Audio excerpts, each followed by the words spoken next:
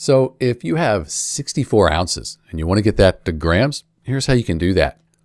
1 ounce, that equals 28.35 grams. We call that our conversion factor. We use that when we're going from ounces to grams. So here you have 64 ounces. You're going ounces to grams. You're going to multiply by 28.35, like this right here. And remember, there's 28.35 grams. That equals 1 ounce. 28.35 grams per ounce. Now, when we multiply, we have ounces here on top and then here on the bottom. They cancel out. We're left with grams. That's what we're looking for. So 64 times 28.35 grams, we end up with 1,814.4. And the units, those are the grams right there, because the ounces, they canceled out. That's it. That's how you change 64 ounces to grams.